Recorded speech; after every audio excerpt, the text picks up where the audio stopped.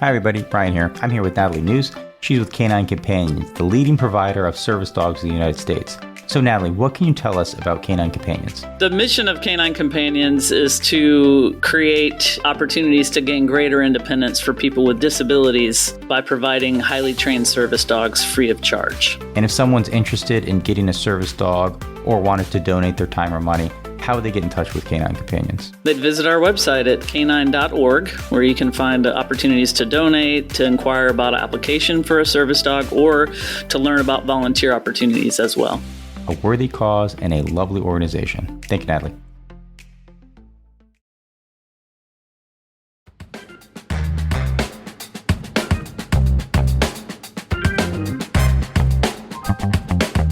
Compelling stories are not hard to find. You just need to know where to look. Join your host, Dr. Eric Shaw, prosecutor Ryan Frank, writer Adrian Bonenberger, and comedian Ryan Connor as they interview ordinary people about their extraordinary experiences. This is Baggage.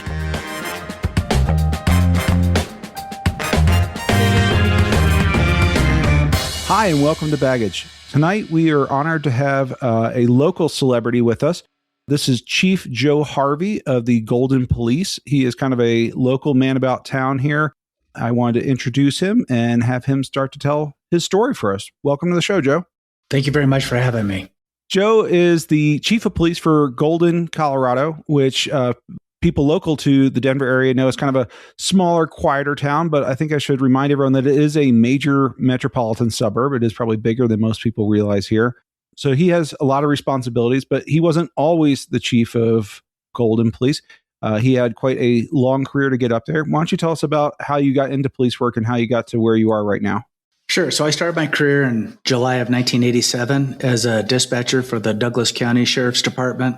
I was promoted to supervisor, and then about 3.5 years into that career, they sent me to the police academy, and I started my first job as a police officer in January of 1991.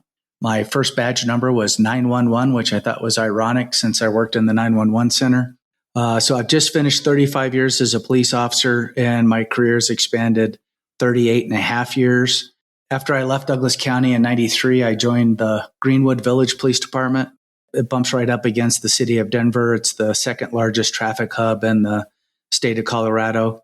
And then I did 21.5 years there, and I was recruited to join the Golden Police Department as a operations captain.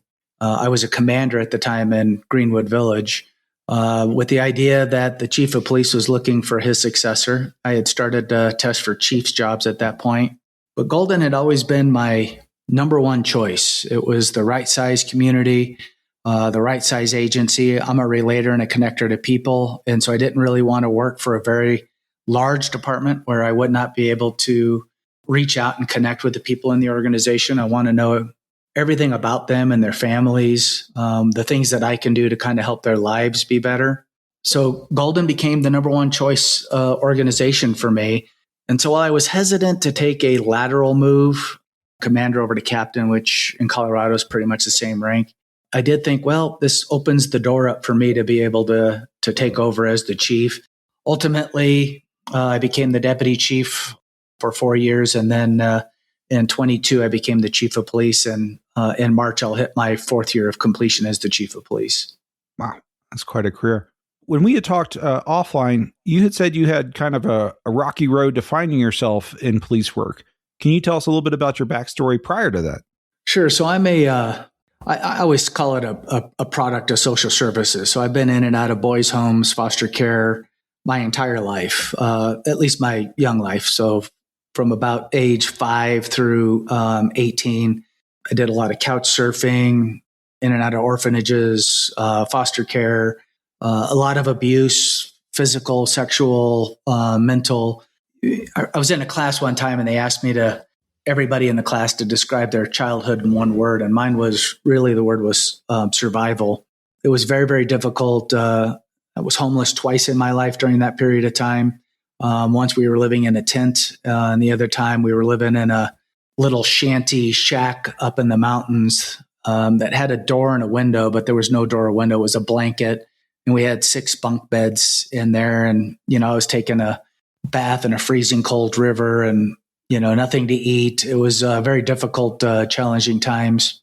It was actually during that time that a police officer, I was a law enforcement explorer at the time, he was a pedophile. And for those who don't know what a pedophile is, it's somebody who preys on young children who are facing difficulty. They become easy prey. And I'm an identical twin, and my brother and I became products of that prey through powers of position. And when you're young and you're going through life and you don't know where your next meal is going to come, you become easy prey.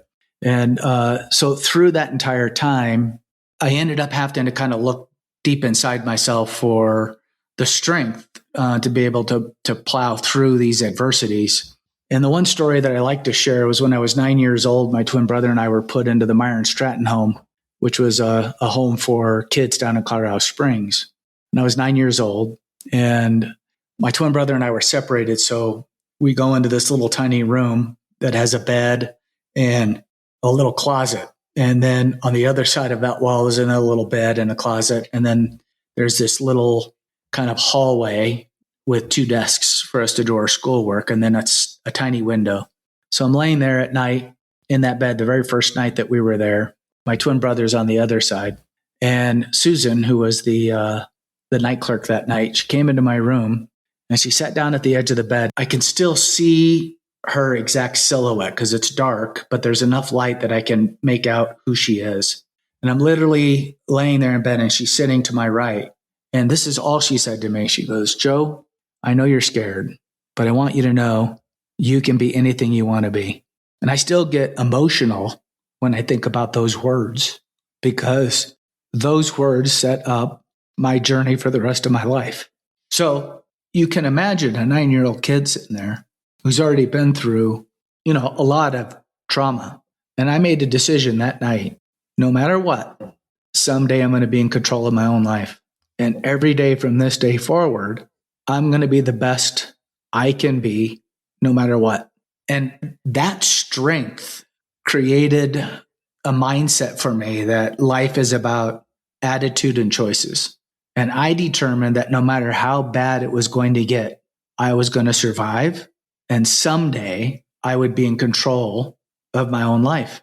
And even though that time in that home probably was the best period of my life, the most security I felt, life after that got exponentially worse.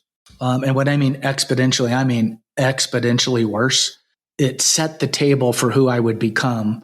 And it was that night that I said, what is the opposite of everything I've seen, everything that I've had to endure?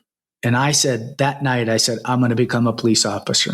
And not only am I going to become a police officer, I'm going to become a chief of police at age 9. And everything I have done since then has been focused on that one dream, that one idea, that all this other stuff that happens in the world are microcosms of that daily piece of activity. And at the end of the day, you get to choose how you're going to respond to adversity. You get to choose what your life is going to become. And it's so easy to fall back into traps of, well, I'm poor, I've been homeless, I've been abused. Mm-hmm. And you build in all of these natural excuses. And for me, and I don't know where it came from, all I can go back is to that one moment with Susan and said that those simple words changed the course of my life.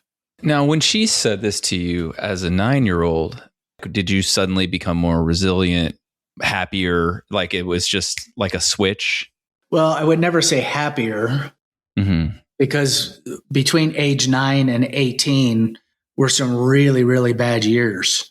But what I never lost sight of was a dream, was a focus, was a purpose, was a calling. Whatever term somebody can pull out of that, that's what I was feeling in those moments. And I just knew I was not going to be denied, that no matter what was to come next, I was going to overcome it. And again, I don't know where that came from, if it's a mindset, if it was, God protecting me in some way or what it was. I just knew that I had a purpose-driven life and that somehow, some way, I was going to be able to make a difference. And I felt like the best way for me to make a difference in so many lives was through public service as being a police officer. Wow. along that way, did you have times where you start to stumble and you have to remind yourself, like, or were there certain times that were like particularly challenging and then you had to sort of channel that night again, or how did you get back on track when things challenged you? So bumps in the road are, they are natural occurrences. There's no way you get through life unscathed. Everybody is going to deal with a very specific form of trauma in their life. And so for me, I always looked at this is yet another bump that's going to build a form of strength in me. This is another challenge for me to overcome. I wouldn't be in this position if I couldn't face this particular set of adversity. Now, it doesn't mean that I haven't had doubts, that there weren't times where I was scared to death, where I was worried about when I was going to eat again or what level of abuse I was going to face again at the next turn. All of those things happen. Some of the physical abuse and sexual abuse and stuff that came much later on. And those are times in my life where I was scared to death. And I don't know how else to put it. Unless you've been in that particular set of shoes, you don't know what a person who has been sexually assaulted goes through. It was a skill that helped me out hugely as a police officer and investigator when I was dealing with sexual assault victims. But the bumps in the road are, for me, it's like building a callus. And, I think about a guitar player and you want to build the calluses on the tips of your fingers by playing the strings. Those things, I think, honed who I was going to be. Now, it's not to say it wasn't incredibly difficult when you're going through it. The deep portions of that. I think the easiest way for me to explain this to you is so I've gone through a lot of therapy, right? And I think therapy is just this huge embarrassment for a lot of people, but I believe it is the most critical thing that has really helped kind of save my life. And I owe a lot to Dr. John Martinez, who spent many years working with me, and then Dr. Brower's office, who in Colorado is one of the largest public safety folks going. But when we deal with trauma, we have a tendency to put that into a box, and then we can close that lid and then it gets hidden somewhere inside your brain. But every once in a while, something will happen where that lid pops up and some of that stuff will spill out. And so about 5 years ago, I was searching for my biological father and I was able to find him through ancestry.com. He had passed, but a lot of emotions welled up inside of me and I had one of these breaks. And my wife comes outside and she's looking for me and she finds me sitting down and I'm just crying. And she's like, "Oh my God, honey, what's going on? What's going on?" And the best way I can say it is I looked at her and I said, I can't explain it to you.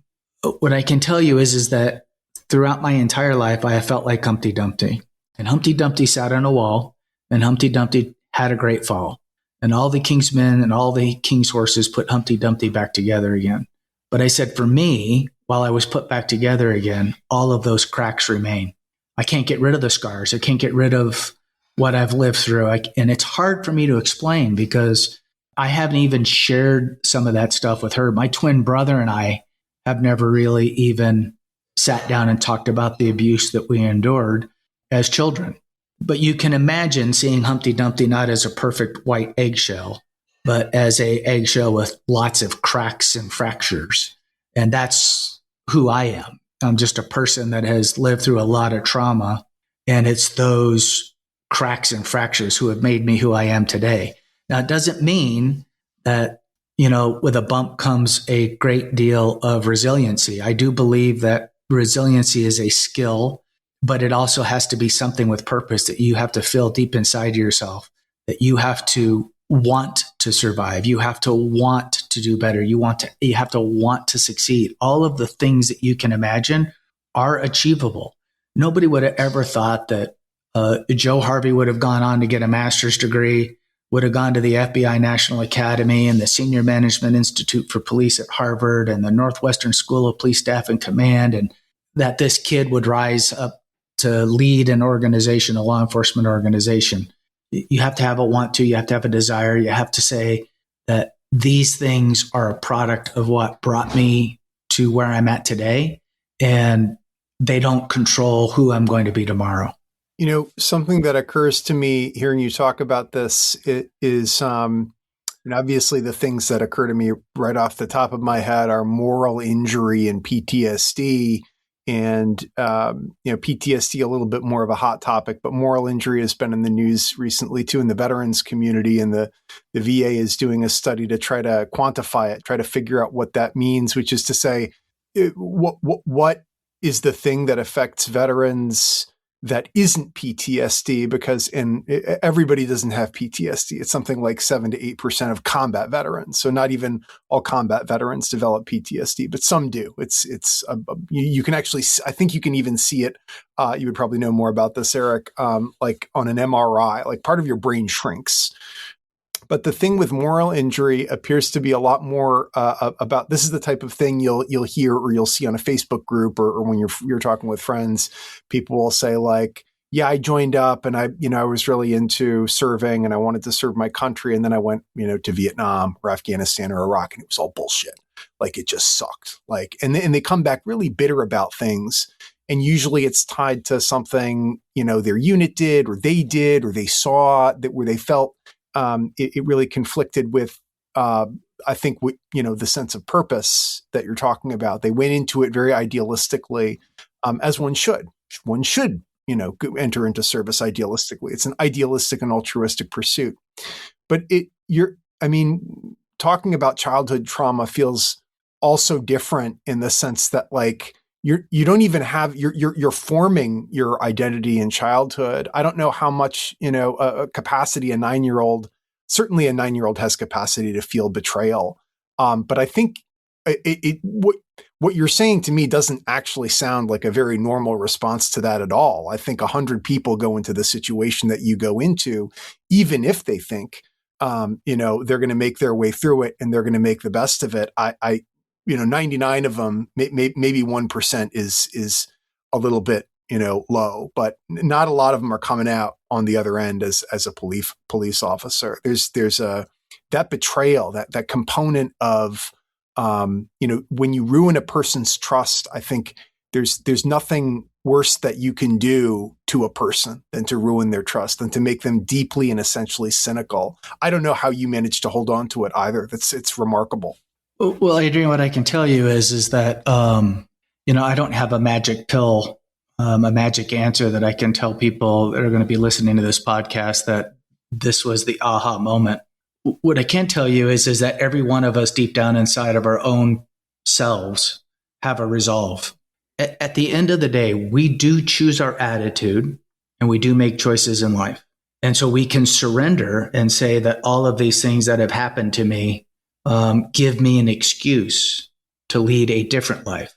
I chose to look at that and say, no, I'm going to find it in myself to look at everything as being an opportunity to become who I'm going to be down the road. And hopefully we're all growing and learning as individuals on a daily basis, right? I wouldn't be able to sit here and have this conversation with you today if it wasn't for those experiences. I would just be another chief of police who's done incredibly well and succeeded in life. I would not be able to relate and connect to the people in my organization the way that I have tried to throughout my entire life and career if I hadn't had those experiences. So I choose not to use those as excuses, but rather as an envoy to creating something different in the world. And I just believe that everybody has the capacity to do that. Now, it's different that if you end up getting some kind of head trauma or something that impacts the emotional side of your brain, those are real stories. And now we're talking about mental health issues that are onset because of some kind of a physical violence. I didn't have that. What I had was a dream. What I had was hope. What I had was a journey, not a destination. And so I tried to use that as my path, not only for recovery, but also I believe that every human being in this world is entitled to live their very best life. I want every human being in this world to, whatever it is they do, to do that the way that Michelangelo painted or the way that Beethoven composed music, to find that joy. My wife is Mexican. Her grandmother is second generation to the United States. She came here as a beet picker. And my wife and I were her caretaker for the last 5 years. She's gotten to the point where we had to put her finally into a nursing home. But After picking beets, she was given an opportunity to become a janitor at a school in a small town in Nebraska. And her husband cleaned that school every single day. And the joy they got to have a clean place for children to come every single day in this small town in Nebraska filled her heart with joy. She's 90 years old. She talks so glowingly about that job.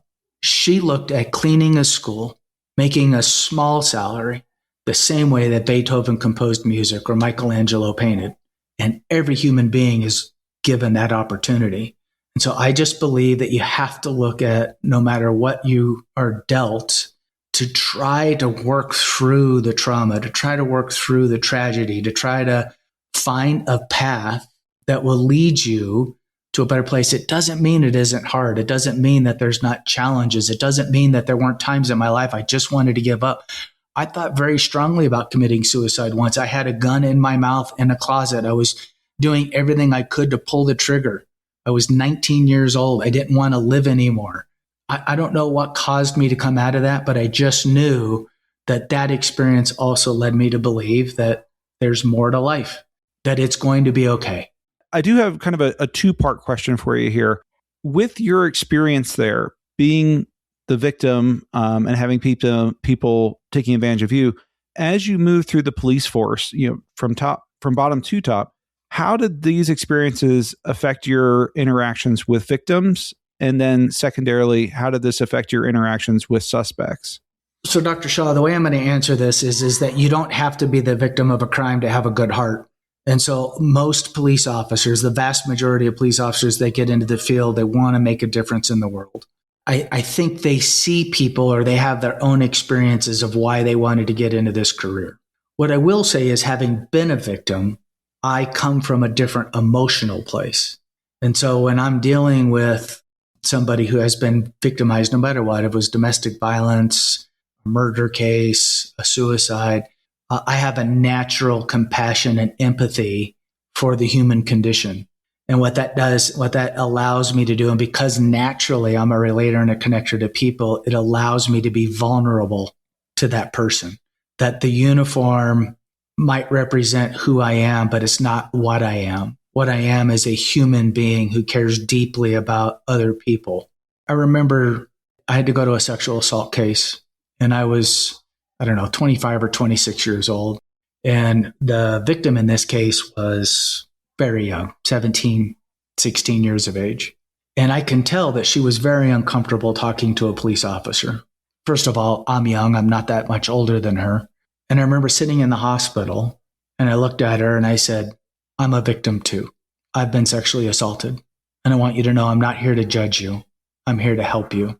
And while my experience won't be the same as yours, I have been through an experience that was similar to yours, not once, but many times. And if you'll trust me, I promise you I'm going to do everything I can to help you. And she started crying, and then she opened up and told me what happened. That gives you a strong connection, right? That's how you relate. It's about building a bridge, right? How do we get to that middle spot? So from my experiences, that allows me to open a door that maybe other people weren't able to open. But it doesn't mean that the vast majority of people who get into law enforcement, who become firefighters, who become nurses, they want to help move people forward. Dr. Shaw, you probably have your own experiences of why you wanted to become a doctor, to help people, to help children overcome, to get better, to heal. And it's that power that I think drives a lot of human beings to do really good things in life. And I hope that that's what's helped I hope those experiences help me become a conduit to the next day, and then the next day, and then the next day. Because that's what it is when you're healing. It's about putting minutes and hours and days together. What about suspects? Because I can see that could be almost even more challenging with the kind of experiences that you had there. In the Bible, in Luke chapter 6, verse 27, it states, "Those who do not condemn will not be condemned. Those who do not judge will not be judged. Those who forgive will be forgiven." I just did the victim impact statement for a police officer. One of my police officers killed in line of duty. And I said that to the judge. And then I looked over at the suspect and I said, "I do not condemn you. I do not judge you, but I do forgive you." I believe that there are very few really bad, evil human beings in the world. I believe there are a lot of people who, through whatever situation they're in, resort to doing something bad or evil. Sometimes it's under the influence of alcohol. Sometimes it's under the influence of drugs. Sometimes it's under the influence of a mental illness. The individual who killed my officer is not a bad human being. He was fighting an addiction, chose to drink and drive, and almost killed 2 of my police officers. 2 months later, I almost lost another police officer that, if it wasn't for 2 bad bullets, 2 bad primers, might have died 2 months later. That person was involved in a lot of illegal stuff. A lot of people that do illegal things is because of a drug habit. It's because of mental illness. It's because they're trying to get money to pay bills. And so again, if I'm going to live a life that believes in the essence of humanity, I have to look at all human beings as being flawed. To my perpetrators, I have already forgiven. And so forgiving is this unbelievable superhuman power. Once you do it, the weight you take off of your shoulders is huge. For example, I created equity-based policing in my department. Coming on the heels of 2020, Black Lives Matter, defund the police, reform law enforcement. And it didn't go over well in my own agency. There was a lot of walls built up. But the essence of equity-based policing comes down to 6 very humanistic skill sets: empathy and compassion, dignity and respect, fairness and impartiality. I try to live those, Dr. Shaw, and they're not just words to me. They're emotions that I try to live my entire life around. I always say that forgiveness and kindness are free, but the reward you get back is 10 billion times what any human being could expect. And so when I looked at suspects, I try not to condemn them. I try not to judge them. And it's not my job to forgive. It's the victim's job to forgive. At that point, my job is to represent the victim in this case. And there's a difference between condemning, judging, and forgiving somebody versus the word accountability and responsibility. And so I have always felt throughout my entire career that my job was to do the very best I could for every human being that I came into contact with, to try to make them as whole as I possibly can. And then for Mr. Frank here, who's prosecutor, it's his job to then take my work and bring justice. And then it's the judge's job to determine what that final punishment is going to be. But it doesn't mean that somebody can't be held accountable or responsible and can't be punished, and that you still can't forgive them. I was going to say, this is the longest episode we've ever had that Ryan has not said anything yet. And this is your wheelhouse. Go for it. No, I'm enjoying just listening. What I'm curious about is that background experience. So my focus is on child victim crimes. And what I find interesting is in the voir dire process, when we're picking a jury for those type of cases, a staggering amount of people want to talk privately in chambers because they themselves are victims of assault, usually sexual assault, sometimes physical abuse as well. And the vast majority of them, I will say probably sometimes 10% or more of the jury pool will talk privately and acknowledge that they're victims. And very few of them will say that it was ever reported to law enforcement. Law enforcement never knew. And that can have different effects. Some people, if maybe law enforcement was contacted and nothing happened, or their parents knew what was going on, but they weren't protective. My question to you is, all the crimes that you were a victim of, both physical and sexual, was law enforcement involved in any of those? And if they were, did it ever change your opinion throughout that time period of law enforcement? So I've had 3 perpetrators. The first was when I was very young. I don't know who this person was, but it was what I would consider to be a minor sexual assault, putting his hands down the back of my pants, that kind of stuff. And I was, 4 or 5 years old. So I remember the scenario. I remember sitting on the couch. I remember it happening, but I was so young, I don't remember that scarring me. And then one of the other times is when I was homeless. And I was at my best friend's house, and I was 14, and he had a next door neighbor who was 22, and she ended up trading sex with us for food and for some clothing. She was held accountable. The sheriff's office investigated that case. She was arrested. I don't believe she did any jail time. It was my twin brother and I were victims there, and one other kid. And of course, you're 14 years old. This is my first experience with anything. You don't understand kind of what's happening at age 14. Today, it's a whole different story. But, back then, I just remember being paralyzed by it and needing to do it because I needed food and clothing, right? But the sheriff's office did do an investigation, and she was arrested and she was brought to charges. So my experience with that one was very good. I didn't report that. We had told a friend about what had happened, and that friend reported it. Now, at age 14, going through that experience was very scary because you got to remember, all I wanted to do was be a police officer, and I was ashamed, right? I was ashamed that I was homeless. I was ashamed that, this had happened. I was ashamed because this woman looked like Olivia Newton-John from those days. She was a very attractive woman. And all of my friends were like, yeah, way to go. But they had no clue the hidden damage done inside. The experiences, the firsts in your life that were stolen from you. And then the third was a police officer. My third suspect, the pedophile, was a police officer in charge of Law Enforcement Explorers, which is a branch of Boy Scouts. Jesus. And I ended up, my twin brother and I, we were homeless the second time, and we ended up moving in with him. This is how they pray. And so he was a cop in the sheriff's office, of which I was a law enforcement explorer. I call my biological parents my egg donor and my sperm donor. When I was 14, I had the most incredible opportunity to meet Vince Reitz, who's now 44 years later, a brother to me. His family took me in. I never lived with him, but I call his mom and dad my mom and dad. I was literally on the phone with my dad 15 minutes before this conversation. I never lived with him, but that's who I call my mom and dad. That's who I see as my mom and dad.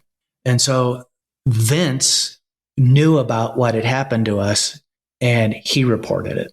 And so that started this whole chain. So now here I am at age 19. I'm already hired as a dispatcher when this finally came out, right? This started at age 14, 15, and I'm living with them because I've got a roof over my head. Now I'm being investigated by the agency in which I work for as a dispatcher. And I'm only 18, 19 years old. Now I'm walking around the department and I got to deal with all these cops who I look up to, the people that I think I want to be one of them. It's all I wanted. And you go through the shame of feeling that. And I remember Deputy Rupert was an older deputy. He'd been on the job for already 30 years. And I went to explain something to him about what had happened to me. And he put his hand up and he said, Joe, anybody who needs to know those details don't care about you. All you need to know is I care about you and I want you to succeed in life. And what happened to you was not your fault. And it was like, kind of a weight being lifted off. Now, ultimately, he was charged. I had to testify. We went to trial. I had to testify. It was very difficult being 18, 19 years old, testifying as a victim in court when he's sitting there. I understand these experiences the victims have to go through because I've gone through it. And then, of course, I had to do a victim impact statement. And he ended up going to prison for 9 years. I think he got out in a year and a half and was put on probation. And ultimately, he had victimized 4 or 5 kids, 2 of them being my twin brother and I. And so I always looked at that as every police officer example that I had were people that knew me and cared about me, because it was the same sheriff's office that investigated the female suspect in my time also. And it was the same ultimate result. So it has not been difficult for me, but I certainly use that as an example for how I wanted to do my job as a police officer. Yeah, I want to echo Adrian. I have no idea how you turned out the way you did. It makes no sense. It makes no sense to me. 1 million downloads. That's the listenership that Good News for Lefties has gotten since we started bringing you positive news stories for progressives every day of the week. These may be difficult times, and the headlines may seem bleak, but if you believe in justice, progress, and democracy, you are not alone. There are millions like you, and there is reason for hope in the news every single day. That's what we remind you on Good News for Lefties and America. Every day of the week, positive news stories for progressive listeners. Because no matter how disturbing the headlines might be, there's always hope that we can build on for a better tomorrow. 1 million downloads, and more coming. Good news for lefties and America. Listen on this platform at goodnewsforlefties.com or wherever podcasts are heard. This has honestly been one of the most inspirational episodes I think we've ever had. This is not how I anticipate this going, but I'm very pleased with it. Wow, what amazing stories. I mean, I definitely want to hit on just the climate in the last 4 to 6 years with law enforcement and the attitudes towards law enforcement, because when people have strong negative opinions about law enforcement, they're not thinking of you. And I think you are closer of a representation of the vast majority of law enforcement officers out there. How is that? How is that dedicating your career to a profession that has been really portrayed so negatively as of late? So we got to go back a little bit. Let's start at 2018, 19, and 20, right? Very difficult years, dark years in the law enforcement circle, forced thousands and thousands of police officers out of the field. But to be honest, in law enforcement, we are painted with a broad brush. So every swearing in ceremony that I do, I basically use the same story and I repeat it. And swearing in ceremonies are huge in our department. Many members of our entire city government show up for these. And I repeat the same story. And I remind every new officer, as I said, on your nameplate, it's going to have your name, right? Mine says Joe Harvey. And that represents who you are as a person. And this patch that's going to be on your shoulder says Golden Police Department, represents the city in which you work for. But this badge represents a profession. And so you need to remember that everything you do represents who you are.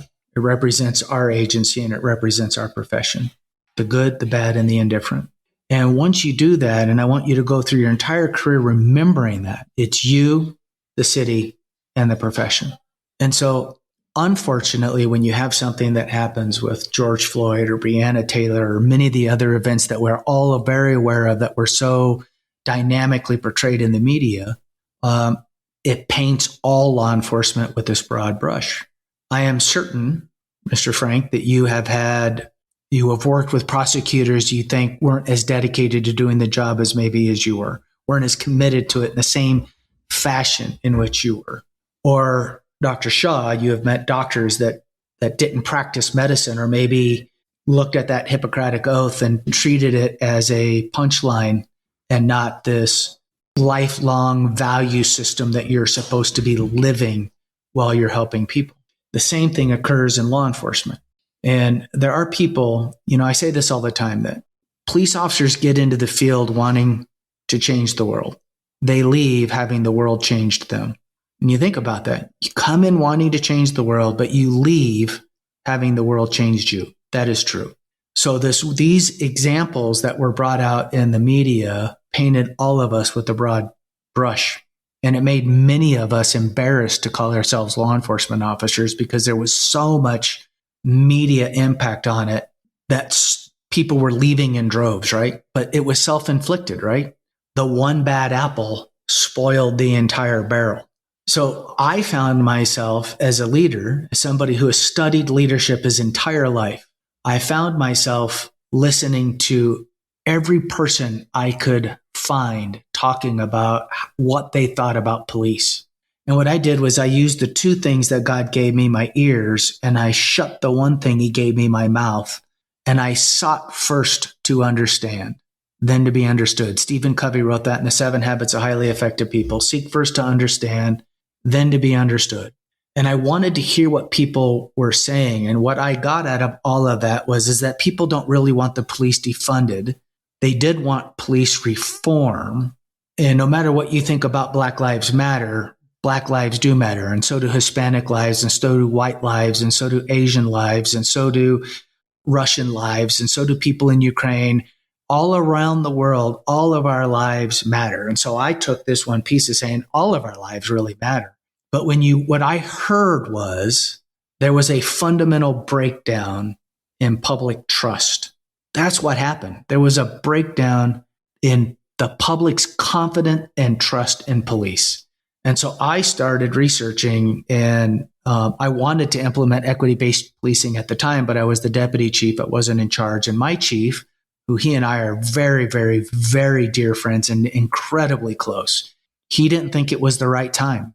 And I started reaching out to, some experts in the field, and they're like, now's not the right time. And I just didn't believe in that. I believe in forging a path.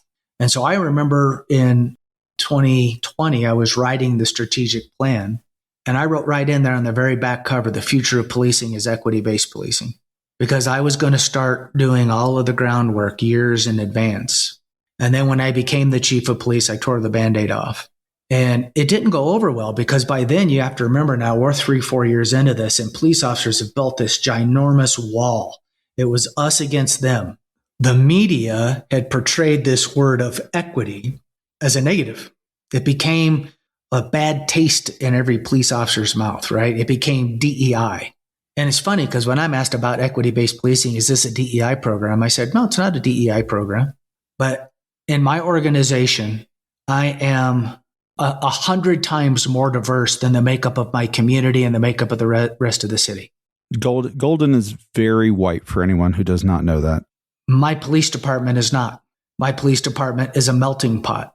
And I'm talking about all characteristics, not just race. I'm talking about sexual orientation, religious, gender identity, socioeconomic status, all of these things.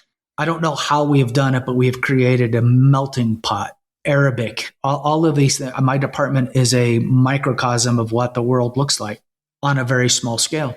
So is diversity important? Yeah.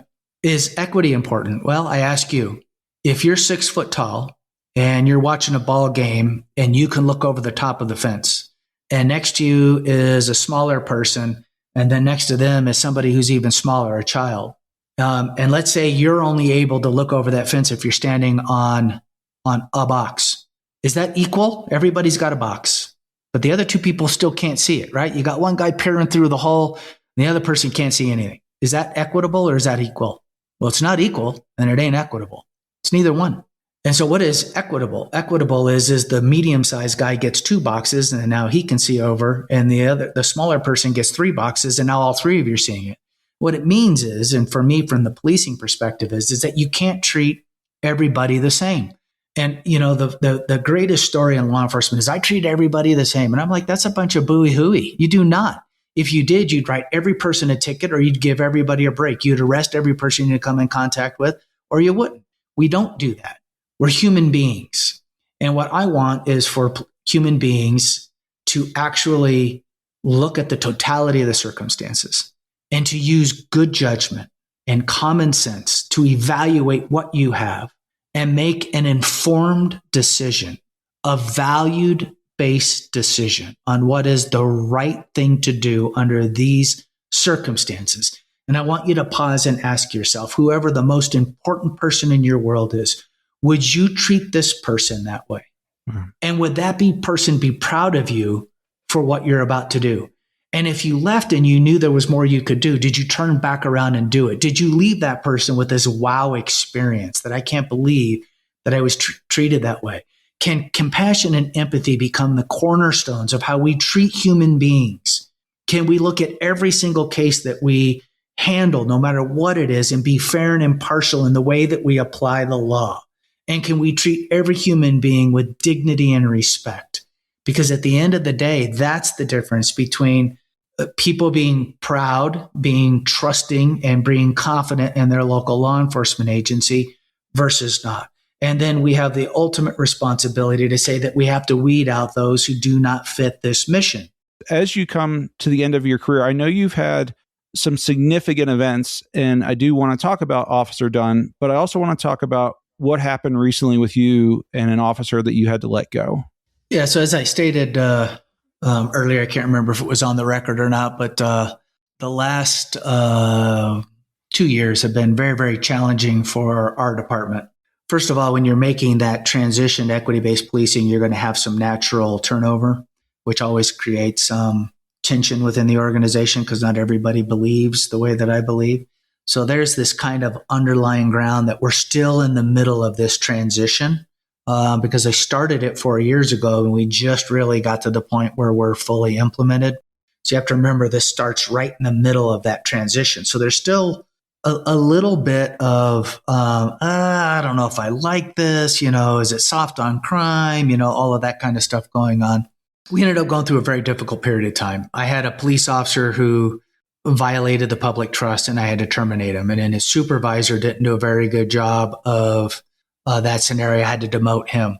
And on the heels of that, I had another police officer who was an incredible human being and police officer who could not raise himself to handle a part of the job that Mr. Franks is very familiar with, which was a child victim crime. And it was watching hundreds of hours of very explicit material. And he's a young father, and he couldn't do it. So he buried the case. And then that person ended up creating another crime, and we find it a year later. And so I ended up having to terminate him. It was heartbreaking for me. And I'm setting the stage here, Dr. Shaw, so if you'll just bear with me for a minute. I was sobbing when I had to let him go because he was such an amazing police officer, but he didn't do his job, and it put people at risk. And so I had to do my job, right? And I always tell people, don't force me to do my job because I can only respond to something you've already done. And so in that particular case, I also had to demote his supervisor. So literally 11 days before Evan was killed in the line of duty, I had terminated 2 employees and demoted 2 employees. And it was gut-wrenching. And then we lose Evan. Well, when you lose a police officer in the line of duty, and it's no different than military or firefighters, everybody that you work with feels that impact very differently. And so it's not uncommon for agencies to lose a lot of police officers during this time and respond to alcohol and other things to help ease the pain and suffering. And so our agency was no different. Losing Evan did spiral one employee who I think was already struggling with some things, but it was the final thing that kind of pushed it over, and he was fighting some alcohol issues. And I worked with this employee as far as I possibly could, right? Because my statement to my community is I put my people first. Public safety is second. When it comes to employee wellness, I put my employees first because they're no good to you if I haven't taken care of them. And so I did everything I possibly could for this employee.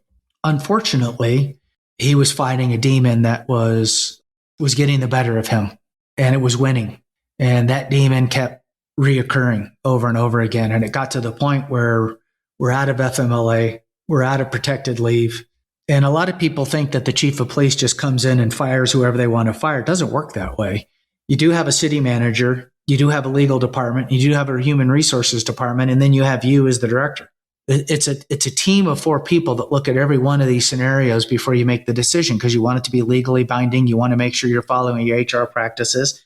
And at the end of the day, you want your city manager to agree that the decisions you make are righteous.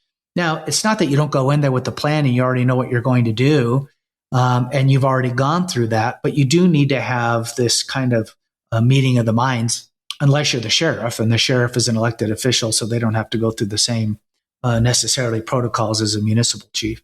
And so ultimately, the HR director and I worked together, and I did everything I could to try to get this officer to resign, and he chose not to. And he said, I'm going to make you fire me. So I ended up having to fire him.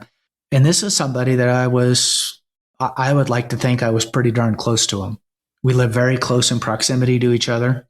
He has 2 kids. I have 2 kids. His kids are a little younger than mine, but they went to the same summer camps. I thought incredibly highly of him, still think incredibly highly of him. But he was fighting the boogeyman. He was fighting it bad. One thing leads to another. Another significant event occurs. And for whatever reason that night, he felt like I was the reason for his world falling apart. And the issue is his wife was going to leave him. She finally had had enough. So that night, which is the week before Thanksgiving, so the Thursday before Thanksgiving, I'm going on vacation. I finally walked out into my department thinking I'm going to be on vacation. I took a deep breath and I'm like, man, maybe we can put 25 and 26 behind us. And I remember stopping at my car before I got in. I'm like, I'm going to be on vacation for a week with my 2 boys, and we're going to do boy things together. And I remember looking up and saying, God, please let this be the end of it. And it was not, because sometime between that night at about 10 and sometime in the morning on Friday morning, he came to my house with a gun and he sat on my front porch, and his intent was to kill me. He told one person that his intent was to kill me. Then he told another person that he was going to commit suicide in front of me. Neither one of those are very good options. The thing here is that had he knocked on my door, I would have answered. And I'm looking at my entryway right now, which is literally right there. I would have let him into my home because I would have thought he was there for help. And my family was at home. My twin boys and my wife were upstairs. And one of two things would have happened. Well, one of three things. He would have killed me, he would have killed himself, or he would have killed me, killed himself.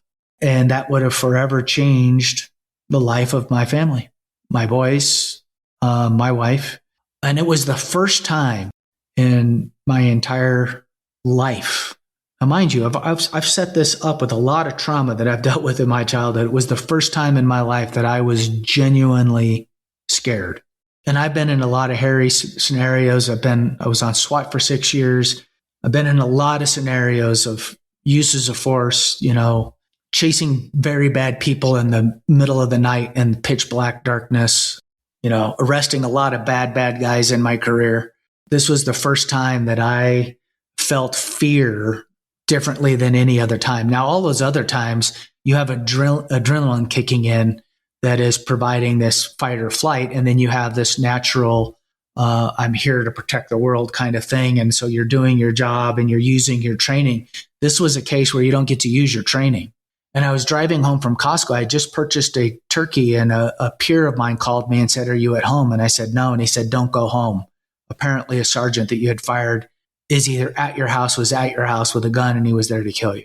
I remember that morning I walked my kids out the garage for them to walk to the bus stop. And the way my house sits is my garage sits forward and my front patio is in the back. I would have never known. I don't know what time he was here, but it was jarring to my psyche. Now, mind you, I've already gone through 9 very difficult internal affairs investigations in 14 months. 9. Of that 9, 6 have resulted in separations, 2 demotions in which both of them have left the organization, and a third one involving a protected speech thing that was so utterly embarrassing to my organization that I had to go make the apologies, and I couldn't fire the person because of some First Amendment protections, and the death of a police officer and somebody I was very close to.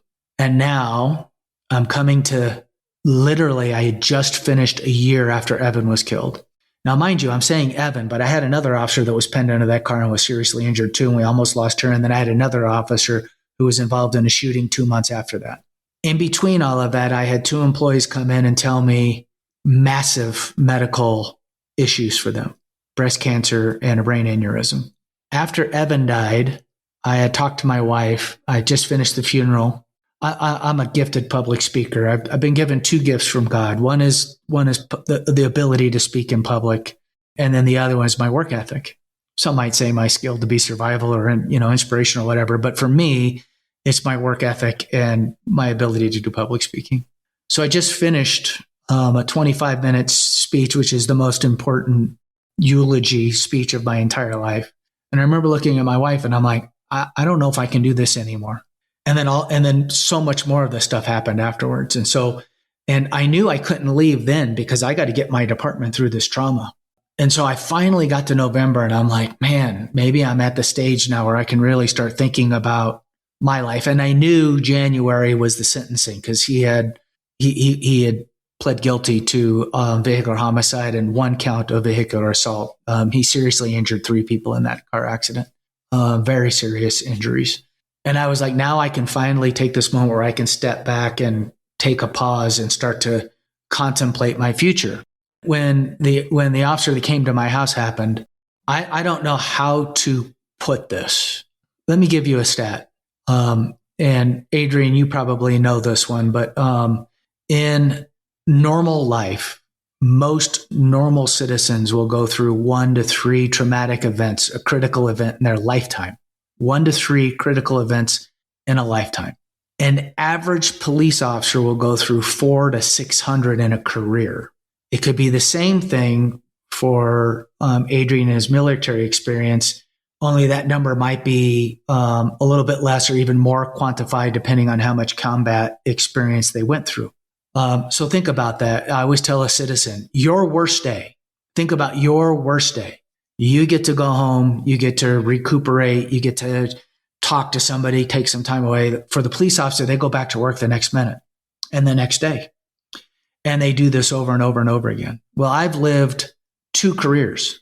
So that's the average 20-year career, 400 to 600. Now take a small department that could be 188 to 250. So let's just use 250 because most of the police departments in the United States are small. So now let's say somebody does a 40-year career and we'll say they've gone through 500 traumatic events. So we'll just say I've been through 500 traumatic events in my career. And I've been through another 1,000 traumatic events as a child. 1,500 traumatic events, and I am 57, going to be 58 in May. 1,500. And you'll go through 1 to 3. Ryan Connor, we're looking at you. And then I can tell you that this event had some of the most significant impact in my entire life, because when I was going through that trauma as a youth, as a child, it was me. But I had 2 12-year-old boys sitting upstairs that are my world, and my wife, who is the center of my universe. And I think how close I was to be taken away from them. And then to think about somebody that had he knocked on my door, I would have opened it because I thought he was there because he needed my help. It was earth-shattering. And then on top of that, I go on vacation for 2 weeks at Christmas time. And another officer who handled that CSAM case from the other officer that I had to terminate and had to watch all of those videos. And he was one of the investigators that was called out on Evan's death. And he was one of the first officers in at Evergreen High School. He goes through some alcohol struggles, and we're going to end up having to let him go. And this is somebody who's the most beloved human being in our organization. And it broke my heart. And I just literally, I got to the point where I was like, I can't do it anymore. I'm losing myself. I am at that broken phase. I want to jump in really quickly with 2 thoughts. The first one being right when we got back from both of my deployments, my first deployment and my second deployment, those are they're the reset phases. So you're not doing a ton, you're not training. It's called a green cycle. You've got green, amber, and red cycle, and then you're doing like JRTC or NTC rotations, and then you go to combat. Or that's how it was when I was in. And one of the best soldiers from my second deployment, same thing. You're talking about alcohol specifically. Really just kind of ruined his life. Like one of the smartest people I ever met. Very like a natural leader, charismatic, intelligent, witty, well-loved.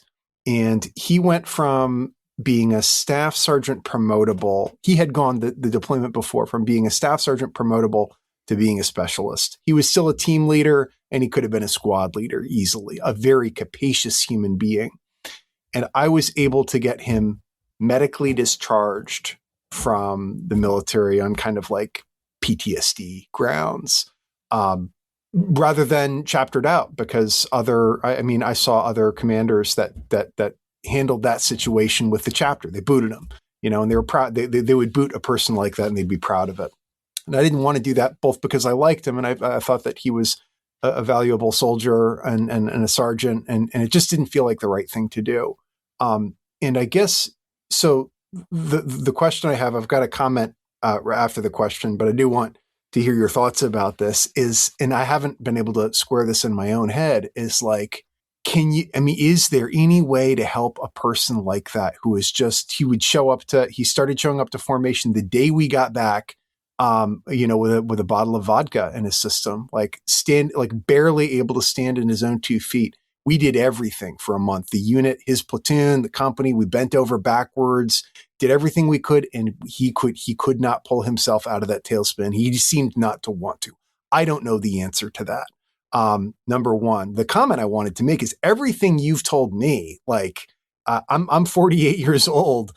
And if I was looking for a job right now, I would be like, Golden Police Department sounds pretty good, because the chief there is amazing and really cares about his troopers. Like, you want to, I think any sensible person with an iota of service, just so based on this conversation, like, a leader like you comes around once in a blue moon. And if you've got any more rope, if you've got any more ability to sort of like keep doing what you're doing, I'm sure the next guy who comes into the department will also be good. There's no question. But it seems to me, based on what you're saying, like you're a special leader, and I'm sure your department really appreciates that, and I'm sure the city appreciates that as well, above and beyond your replacement value police chief. And there is a good and a utility in what you're doing, based on everything that I've heard. Having said that, I still, what do you think about that? Like, some people, it's just the alcohol gets in them or the drugs, and it's like nothing, you can't make them stop drinking. You can't be around them 24 hours a day.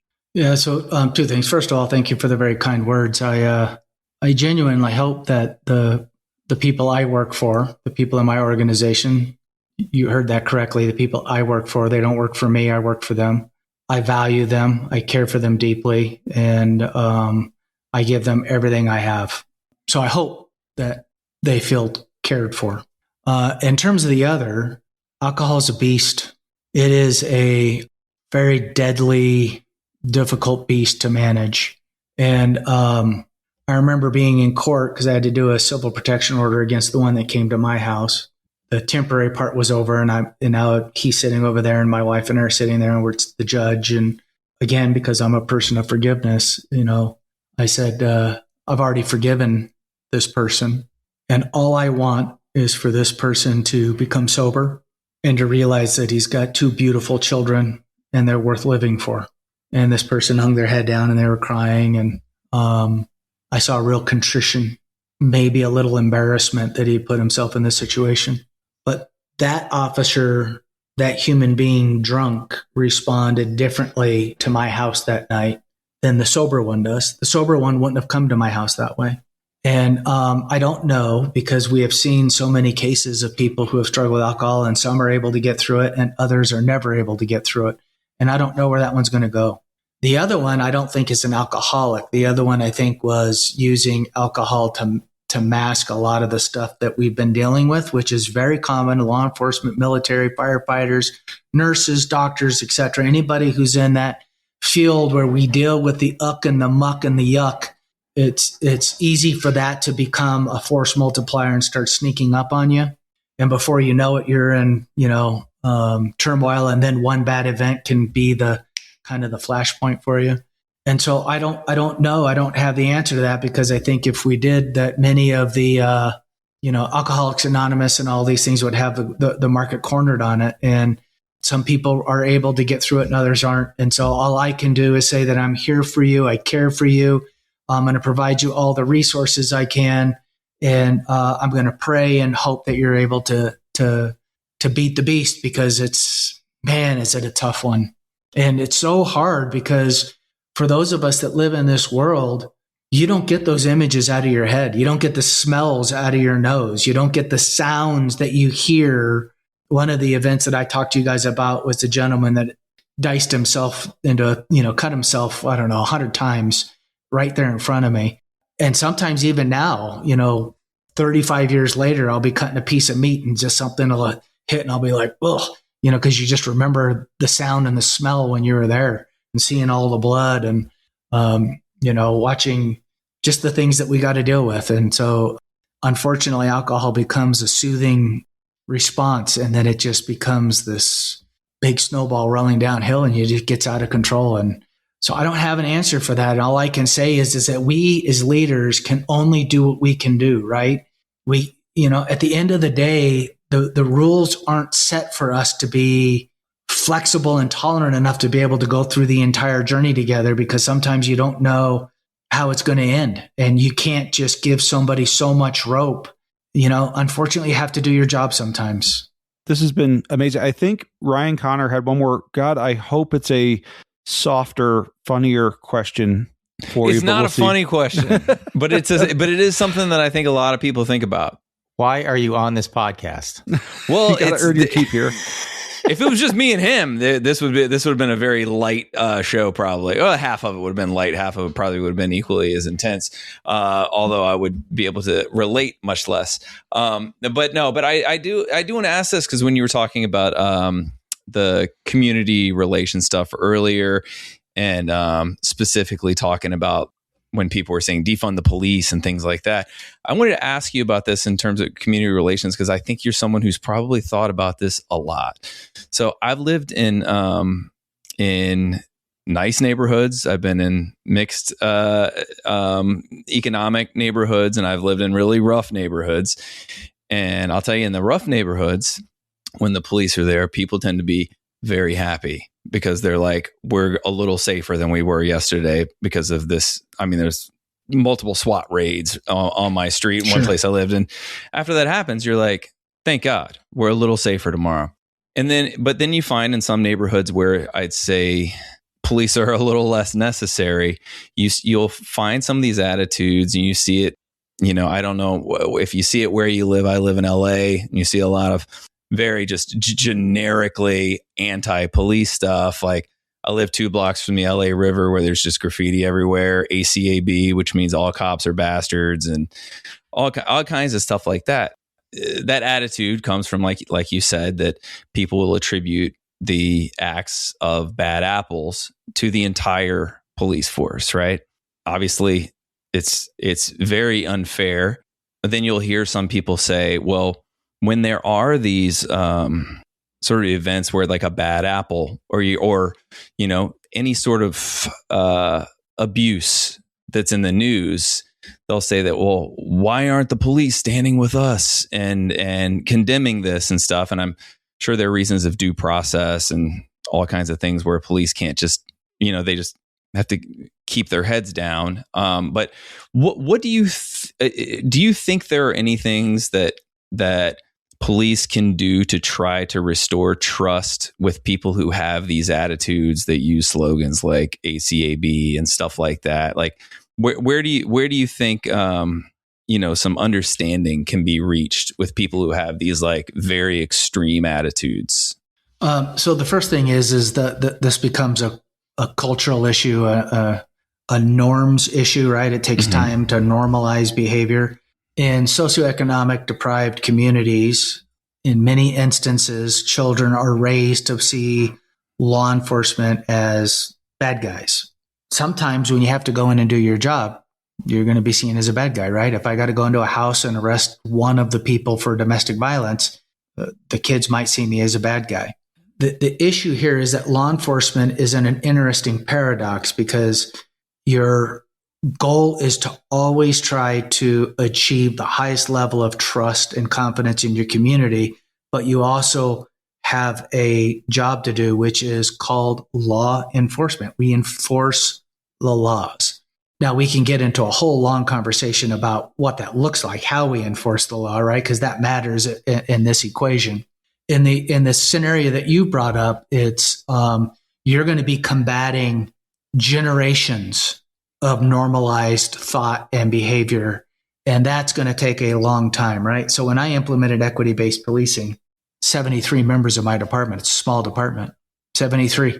Think about the rudder on a small fishing boat versus the rudder on a battleship, right? A lot easier to get that rudder turned and get that boat going in a different direction if you're talking about a fishing boat versus getting a huge battleship turned in a different direction. And that's what we're talking about. My rudder is a fishing boat. The rudder that you're talking about is a battleship. And so it takes a lot more people, and it takes a lot more commitment time. I was able to make that change in 4 years. It might take 10. I'll share a story with you. When I was in Greenwood Village, I was looking at implementing a brand new field training program. It was called the PTO program. And it was more based on adult learning. And it was less of the San Jose model, which was a very traditional, 1 to 10 scale. And you have, 60 rating criteria for every single day, and you're circling these things. This was more adult learning, no ratings. It was more of a journalized kind of how do you get adults to learn how to do the job better? And so I was sitting down talking to this very experienced officer in the Reno Police Department. His name was TK. And I said, TK, let me ask you a question. He goes, yeah. And I said, what do you do when you're not training somebody? This is an experienced police officer. And he kind of sits back and he kind of smiles. And I'm like, I got you. And he goes, I got to be honest, I go back to traditional policing. But eventually all the TKs are going to be gone. And all that's going to be left are the people who were trained under this PTO program. And they're now going to be training the future. And you'll have made that transition. So in a community like in LA or Chicago or other large suburbs that have gone through a lot of this stuff, you got to break down, it's like Reagan saying to Gorbachev, tear down that wall. It starts with the first pebble, right? And then hopefully eventually you'll start getting those rocks to cascade down and eventually you break through. Well, it's the same thing. And it's not going to be done by one person or a small group of people. It's got to be done by lots of people in the community, whether it's the religion and the schools. And you got to start breaking down those false images of what the law enforcement population is about while you're still doing the job of enforcing the law and knowing that you may be arresting somebody's dad or somebody's older brother. And so that is a lot of unearthing that would have to take place. And I do think it would be very, very challenging. I'm an eternal optimist. I believe that the cup is overflowing, not half empty or half full. And so I believe it can be done. And I hope that we can achieve that. I would hope that maybe what I've done in my small department can be maybe a bit representative, a case in point, a proof of work that it can be done. But, only time will tell. This was absolutely amazing. In fact, I'm going to say this was the most inspirational episode we've ever had. And for me, this was not what I expected at all. I've seen you on the news. I've seen you in the office with your voice, and you always are so upbeat and everything. But oh my gosh, what a story to unpack there, and what an outcome that, like we said, 100, 1,000 to come out like you. So thank you so much for your time and being on the show with us. Yeah, this has been absolutely great. Yeah, thank you so much. Yeah, thank you so much, Chief Harvey. Can I do one public service message? Yes, please. I believe that the job that we do is difficult. I believe that every one of you needs to be able to recognize that it's okay to ask for help. I've gone and I'm currently in therapy as I go through my own personal challenges, trying to decide if I want to go back to policing or not, because I haven't made that decision. And so I'm going to see a therapist. I have a very close chaplain. Whoever it is in your life, when you're struggling, you've got to throw out a lifeline, because there are people that are there to help and care. And the stigma of when I first started in this job does not exist today. And for those that might listen to this and say this is soft or whatever, I would say go back and just check yourself a little bit and ask yourself, are you masking some hidden trauma that might be important for you to unpack a little bit? And don't tell anybody about it that you think might judge you, but pick up the phone and call your local police therapist. Because in my agency, I just get a number. I don't know who's going. I just know that it's being used every single week of the year. I would encourage you to talk to somebody, whether it's your spouse, your doctor, your best friend. But if you don't, that's when alcohol and all these other things become issues and suck you down. And at the end of the day, it's important for you to stay centered and healthy and be your best version of you. And to do that, I want you to take care of yourself. I want you to eat properly. I want you to do some exercise. I want you to love your family and spend quality time with your children and those that you love, because that's what you go home for every single day. But if you don't take care of you, then you're not going to be able to take care of them. So please, please, please, mental health, spiritual health, physical health, mind, body, soul. Focus on you. Well said. Thank you, Chief. Yeah, thank you, Joe. One thing, depending on how you come out of this in the end after your therapy and everything, I think Golden is lucky to have you and deserves you to keep you as your chief there if you decide to keep working. If you don't, I totally understand. You have earned your retirement. Thank you for listening, and we'll see you next time.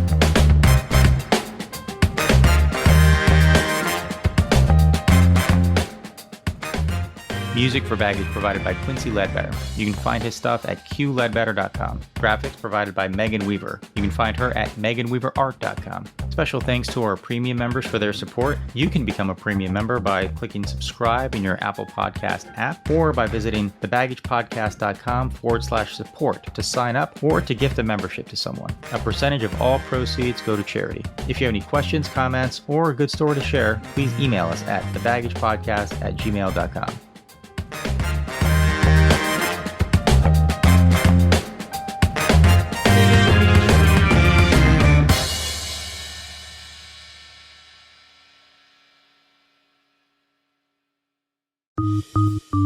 Hey listeners, quick question. Do you know what extraterrestrial radio signals and a mushroom from Texas have in common? Or what a number station is and why it's so haunting and creepy? If you're intrigued by those questions, Midnight Facts for Insomniacs has the answers. Join us, Duncan and Shane, hosts, comedians, and best friends, on hilarious deep dives into obscure facts from science, history, and pop culture. So whether you're nocturnal or just a fan of laughing and learning, we'll keep you entertained. Find Midnight Facts for Insomniacs wherever you're listening to this show.